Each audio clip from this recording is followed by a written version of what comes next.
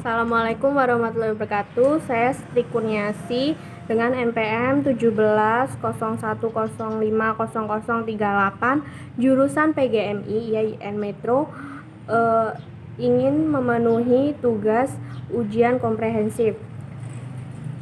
Langsung saja, yang pertama, jelaskan yang dimaksud dengan perencanaan pendidikan dan perencanaan pembelajaran. Perencanaan pendidikan adalah suatu usaha untuk melihat ke masa depan dalam hal menentukan kebijaksanaan, prioritas, dan biaya pendidikan dengan mempertimbangkan kenyataan-kenyataan yang ada dalam kegiatan ekonomi, sosial, dan politik untuk pengembangan potensi sistem pendidikan nasional, memenuhi kebutuhan bangsa dan anak didik yang dilayani oleh sistem tersebut. Contoh dalam perencanaan pendidikan ini adalah rencana pengembangan sekolah. Rencana pengembangan sekolah ini memiliki peran yang sangat penting untuk memberikan arahan dan bimbingan bagi para pelaku sekolah dalam rangka menuju perubahan sekolah menjadi yang lebih baik lagi. Lalu, perencanaan pembelajaran adalah suatu proses atau langkah yang telah diatur sedemikian rupa yang disusun berupa penyusunan materi pengajaran, penggunaan media, maupun model pembelajaran lainnya yang dimaksudkan agar pembelajaran berjalan dengan baik dan optimal. Contoh dari perencanaan pembelajaran ini adalah rencana pelaksanaan pembelajaran atau biasa disebut dengan RPP. RPP ini merupakan pedoman yang menjadi acuan guru dalam melakukan pembelajaran. Yang kedua, jelaskan strategi dalam pembelajaran luring dan daring. Di era ini, aktivitas belajar terhambat oleh adanya pandemi COVID-19. Pembelajaran luring adalah pembelajaran yang dilakukan secara langsung atau tatap muka yang telah diatur jadwalnya terlebih dahulu oleh pengajar atau guru. Pembelajaran ini berlangsung sebagaimana mestinya seperti di sekolah biasa, akan tetapi tetap menggunakan protokol kesehatan. Strategi yang dapat diterapkan pada pembelajaran daring ini adalah pembelajaran inquiry adalah kegiatan pembelajaran yang menekankan proses berpikir secara kritis dan analisis. Yang kedua adalah strategi pembelajaran afektif, adalah suatu metode dalam proses pembelajaran yang menekan pada nilai dan sikap yang diukur. Oleh sebab itu menyangkut pada kesadaran seseorang yang tumbuh dari dalam. Yang ketiga ada strategi pembelajaran ekspositori, proses pembelajaran materi secara verbal dari seorang guru terhadap sekelompok siswa dengan maksud agar siswa dapat menguasai materi pembelajaran secara optimal. Yang terakhir, strategi pembelajaran berbasis masalah adalah rangkaian aktivitas pembelajaran yang menekankan pada proses penyampaian masalah yang dihadapi secara alamiah. Yang selanjutnya adalah pembelajaran daring.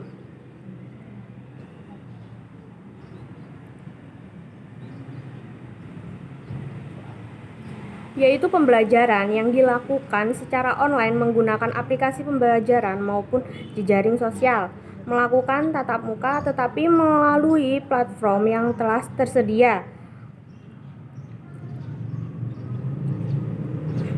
Strategi yang dapat digunakan dalam pembelajaran ini yakni pembelajaran e-learning.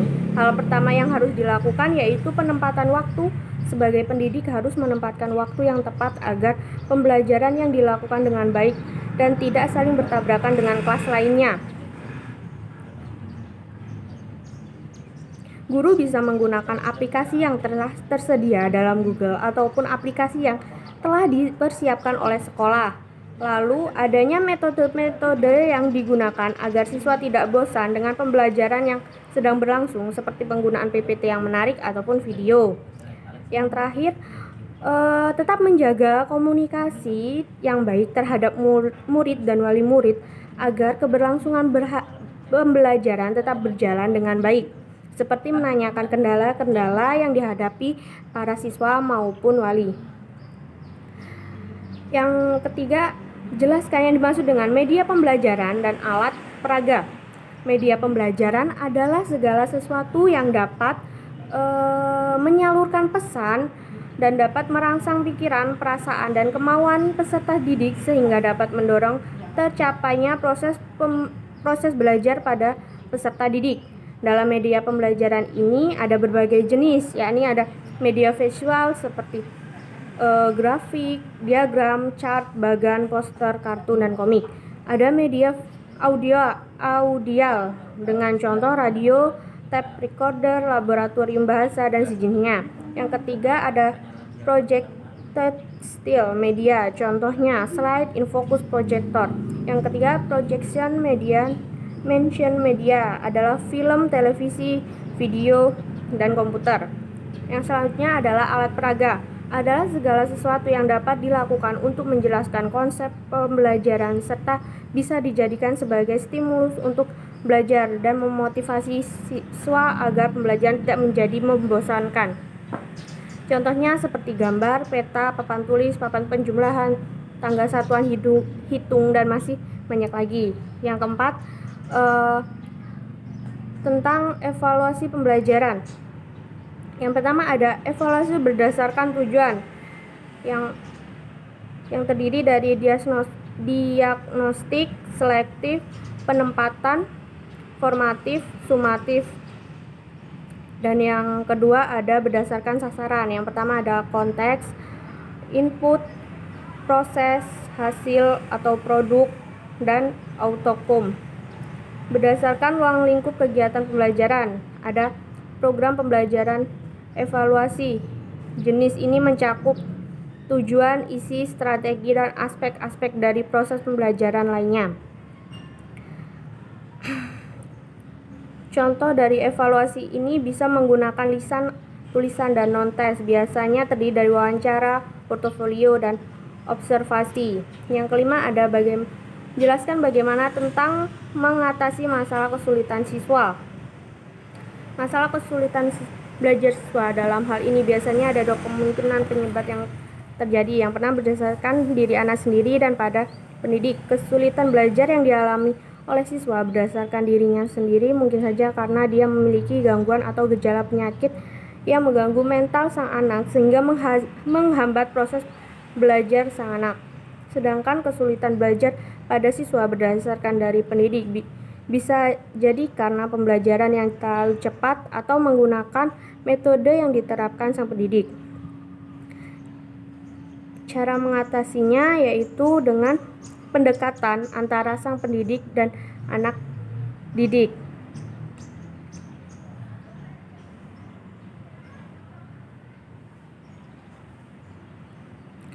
Lalu yang pertama ada tempat duduk siswa. Anak yang mengalami kesulitan belajar, kesulitan pendengaran dan penglihatan hendaknya mengambil posisi tempat duduk di bagian depan. Yang kedua ada gangguan kesehatan. Anak yang mengalami gangguan kesehatan sebaiknya diistirahatkan di rumah dan tetap memberikan bahan pelajaran dan bimbingan oleh orang tua atau keluarga yang lainnya. Yang ketiga program remedial. Siswa yang gagal mencapai tujuan pembelajaran akibat gangguan internal perlu ditolong dengan melaksanakan program remedial. Lalu bantuan media dan alat peraga. Penggunaan alat peraga pembelajaran dan media belajar kiranya cukup untuk membantu siswa yang mengalami kesulitan materi pembelajaran. Yang ketiga, suasana belajar yang menyenangkan. Suasana belajar yang nyaman dan menggembirakan akan membantu siswa yang mengalami hambatan dalam penerimaan materi pembelajaran. Lalu yang terakhir ada motivasi orang di rumah. Peran orang tua sangat penting untuk memberikan motivasi intrinsik maupun intrinsik agar anak mampu memperoleh hasil belajar yang memuaskan. Lalu nomor yang terakhir, sebutkan dan jelaskan macam-macam jenis psikologi pendidikan. Yang pertama ada psikologi perkembangan. Psikologi perkembangan ini adalah perubahan-perubahan yang dialami oleh individu atau organisme yang menuju ke tingkat kedewasaan yang berlangsung secara sistematis, progresif, dan berkesinambungan baik menyangkut fisik maupun rohani. Psikologi perkembangan ini bertujuan untuk petunjuk bagi individu untuk mengetahui apa yang diharapkan dari mereka pada usia-usia tertentu. Lalu ada psikologi belajar, yaitu ilmu pengetahuan yang berusaha mempelajari, menganalisis prinsip-prinsip perilaku manusia dalam proses belajar dan pembelajaran.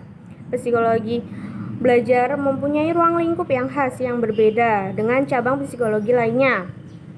Yang terakhir ada psikologi sosial, dalam bidang keilmuan yang mempelajari tentang perilaku mental manusia yang diartikan dengan hubungan antar individu dalam masyarakat. Sekian yang dapat saya sampaikan. Kurang lebihnya saya mohon maaf. Saya akhiri. Wassalamualaikum warahmatullahi wabarakatuh.